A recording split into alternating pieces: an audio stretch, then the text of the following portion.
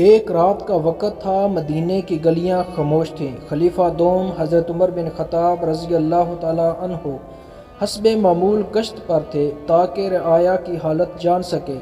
ان کے ساتھ ایک خادم بھی تھا۔ چلتے چلتے وہ ایک جھونپڑی کے قریب رکے جہاں سے بچوں کے رونے کی آواز آ رہی تھی۔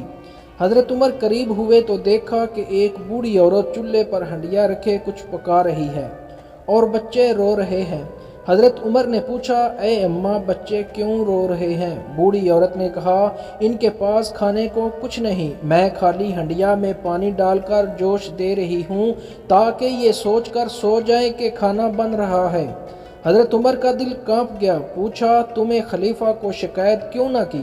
بوڑھی عورت نے بے خبری میں کہا، خلیفہ عمر، اگر واقعہ ہمارا حال جاننا ہوتا تو آج میرے بچے بھوکے نہ ہوتے۔ یہ سنتے ہی حضرت عمر کی آنکھوں میں آنسو آ گئے۔ وہ فوراً بیت المال گئے، آٹے، گھی، گوشت اور دیگر ضروری اشیاء سے ایک بوری بھری اور خود اپنے کندھے پر اٹھا لی۔ خادم نے کہا، یا امیر المومنین، میں اٹھا لیتا ہوں۔ حضرت عمر نے جواب دیا، کیا تم قیامت کے دن میرا بوجھ بھی اٹھاؤ گے؟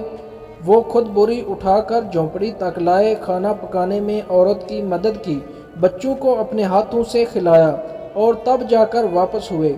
اسلام میں حکمران صرف نام کا نہیں، ذمہ داری کا بوجھ اٹھانے والا ہوتا ہے۔ حضرت عمر کا یہ واقعہ ہمیں سکھاتا ہے کہ انسانیت سب سے بڑی خدمت ہے۔ منصب، طاقت اور عہدہ صرف فخر کے لیے نہیں، خدمت کے لیے ہوتا ہے۔